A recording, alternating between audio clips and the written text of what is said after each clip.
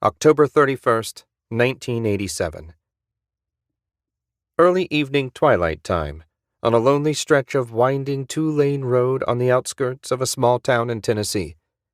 The road is shrouded on both sides by tall trees that have mostly shed their leaves with the advent of fall. A blue jay sits perched on a lower branch of one tree, a silent observer of the tranquil peacefulness. The air is cool and a light breeze stirs the tips of thinner tree branches.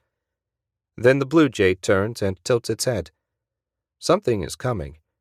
The discordant roar of some great beast.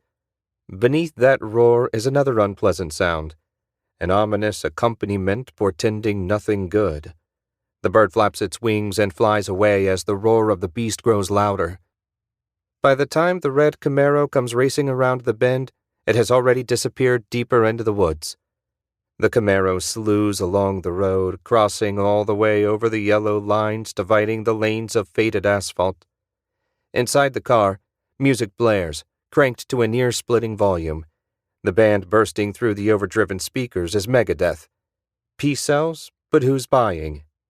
The car swerves and swerves again, repeatedly swerving back and forth across the yellow lines. Almost as loud as the music are the raised voices of the Camaro's four occupants. The heads of the guys in the back whip violently from side to side with the motion of the car. Long hair flies about like at a metal concert. A loosely held beer can comes free from a hand, trailing a spray of Budweiser as it bounces around the back of the car before dropping to the floor. The guy who lost his grip on the can screeches in indignation. "That's alcohol abuse."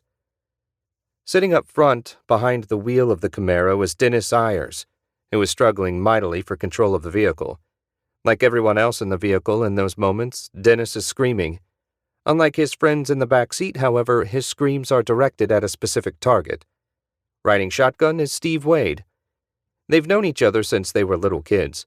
A flash of memory cuts through the panic, which is crazy. The danger here is real. It's getting darker by the minute, and this road curves wildly. They could wipe out and go crashing into the woods any second now. But in that flashing instant, the danger is overridden by a glimpse of the past. Dennis and Steve at 10 years old, jumping up and down with tennis rackets gripped in their hands, maniacally playing air guitar as side one of Double Platinum by Kiss spins on the turntable in the rec room of the Ayers' residence. Steve spins crazily about in an attempt to mimic an Ace Frehley guitar solo.